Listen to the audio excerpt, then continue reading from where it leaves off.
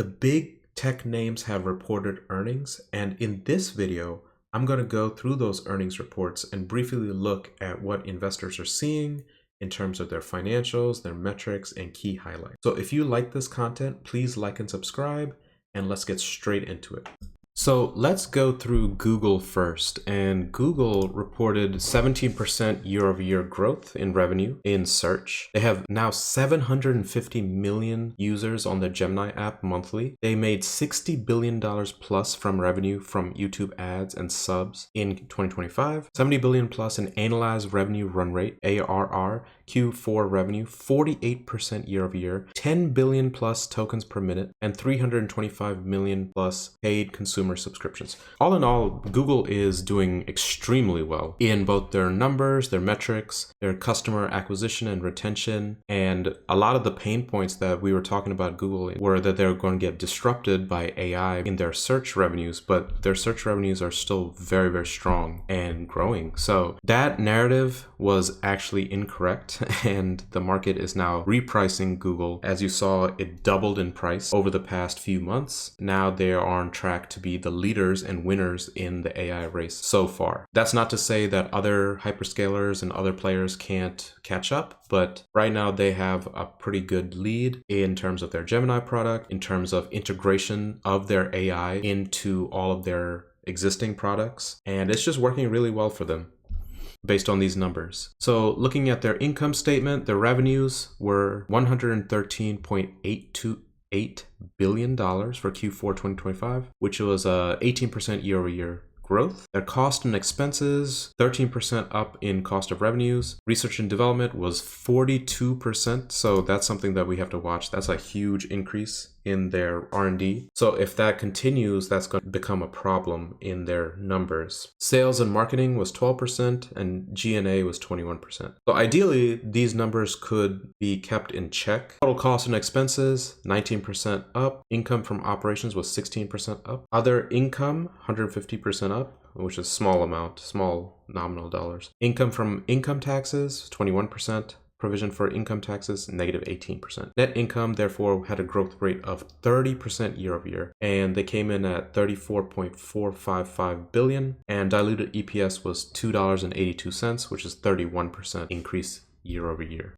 So this was their full fiscal year results, $402.836 billion in fiscal year 2025, which was a 15% year-over-year increase. Their cost of revenues went up 11%, R&D went up 24%, sales and marketing went up 3%, G&A went up 51%. So total costs and expenses went up 15%. Income from operations also went up 15%, and we're looking at net income increase of 32% and diluted EPS of 34%. And in previous videos, I've mentioned that it's always great to see mature, profitable companies making more net income than their revenue growth. So here you can see that 32% versus 15% year-over-year. Their operating margins are also staying steady and pretty strong, 31.6% for Q4 2025. They came in at $35.934 billion in Q4.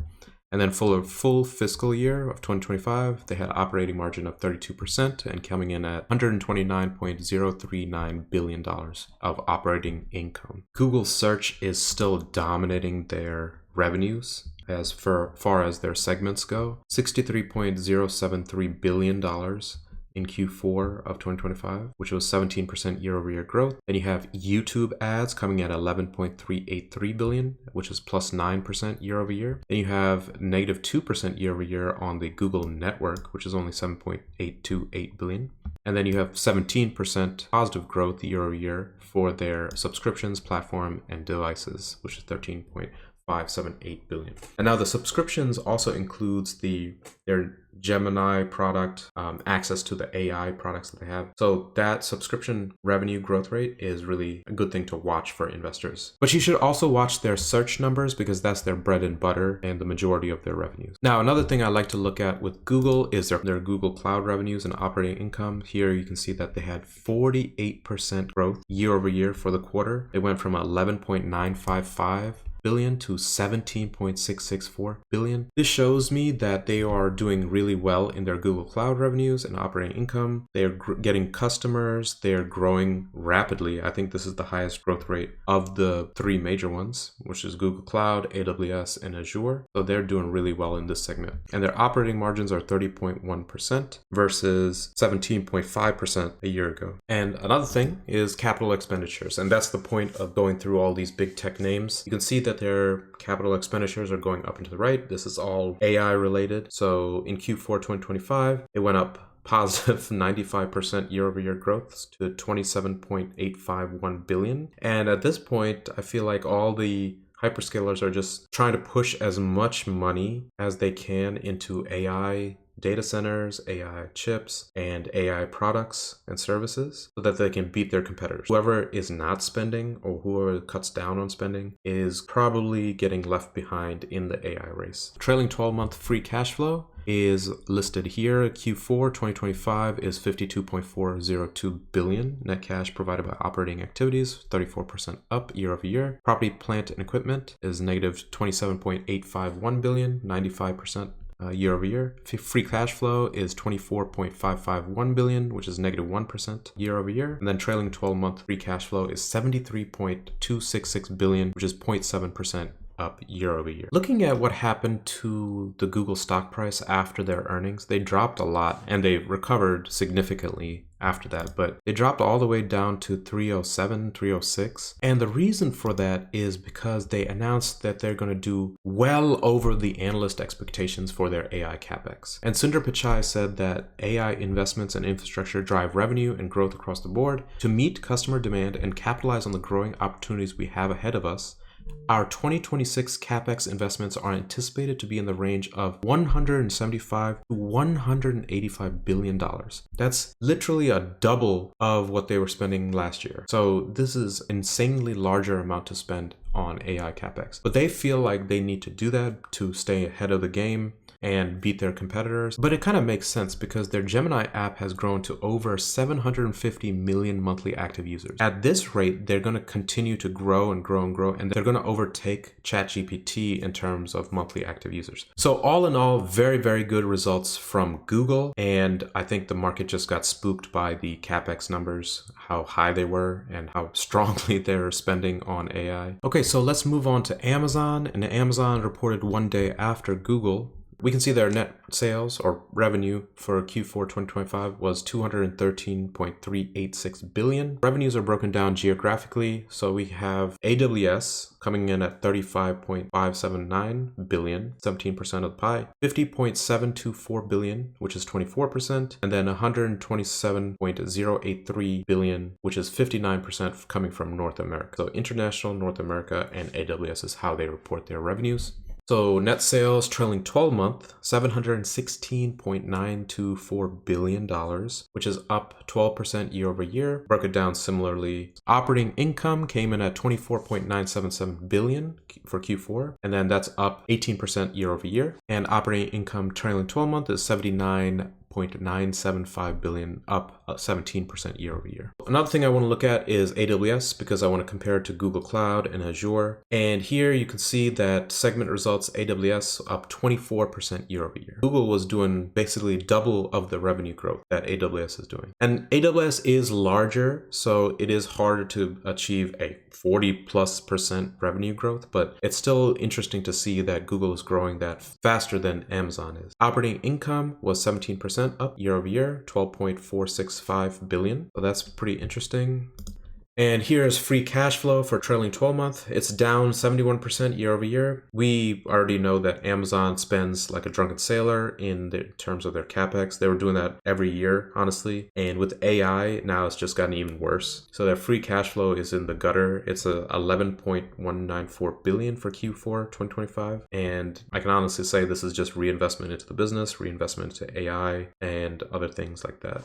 Amazon is known to do is just offset their stock-based compensation with buying back their shares. Now, looking at some of their financial highlights from their earnings report, you can see that their net sales increased 14%. to the number I said, 213.4 billion in the fourth quarter compared to 187.8 billion in the fourth quarter of 2024. Excluding the 2.8 billion favorable impact from year-over-year changes in foreign exchange rates throughout the quarter, net sales increased 12% compared with the fourth quarter 2024. So much slower growth than Google, and that's reflected in the stock price. If you saw it today and yesterday, it dropped precipitously after earnings. And then we already went through AWS segment sales. It only increased 24% year over year to 35.6 billion. This is a large increase relatively, but compared to Google's 40+% increase in Google Cloud, it's not as impressive. Operating income increased 25 billion in the fourth quarter compared to 21.2 billion in the fourth quarter of 2024. And here, I'm just looking for the CapEx numbers here. AWS is growing 24%. Okay. With such strong demand for our existing offerings and seminal opportunities like AI, chips, and robotics, and low Earth orbit satellites, we expect to invest about $200 billion in capital expenditures across Amazon in 2026 and anticipate strong long-term return on invested capital. So this is what the market did not like. $200 billion in CapEx is an enormous amount of money. And when he says long-term return on invested capital, that's not what the market likes to see. And let's look at what happened to the shares here. Yeah, so here you can see the shares dropped off a cliff after that earnings report. They clearly missed on analyst estimates for earnings, and they missed by about 1% according to TradingView, and they narrowly beat on revenues by about 0.92%. So really not spectacular numbers in terms of earnings and revenues, according to analysts, and really high capital expenditures for Amazon. All right, the last company I want to get into is Meta. Meta, for the Q4 2025, they reported 58.137 billion in total advertising revenue by user geography, and that broke down into rest of world, about 7.403 billion, Asia Pacific, 10.893 billion, Europe, 14.198 billion, and US and Canada at 25.643 billion. So altogether 58.137 billion. Segment results, and advertising is obviously the number one for them in terms of revenues. Q4, 58.137, and then other about 801 million. So family of apps revenue, 58.938 billion. Reality Labs revenue is 955 million. So total revenue is 59.893 billion. Family of apps, this includes, Instagram, Facebook, WhatsApp. They came in at 30.766 billion. Reality Labs always operating at a loss for the foreseeable past. And here they lost $6.021 billion. Total income from operations is 24.745 billion based on this, and that leaves their operating margin at 41%. Expenses as a percentage of revenue. So you can see that their research and development is the highest at 29%. Then you have 18% of cost of revenue, marketing and sales at 6%, and G&A at 6%. So honestly, it's been pretty steady for the past few quarters, with R&D being the most, obviously, that makes sense. And then cost of revenue is pretty steady at almost 18% for the last few quarters. Their effective tax rate is 10%. Income before provision for income taxes is 25.354 billion. Provision for income taxes is 2.58 billion. Net income, 22.768 billion. And like I covered in the last earnings report, they had a one-off where they lost a lot of money in their net income number. So they reported a really low net income number for Q3 2025, which is 2.709. And that was just a one-off. So it's nice to see that they are continuing the uptrend here, minus this one-off situation.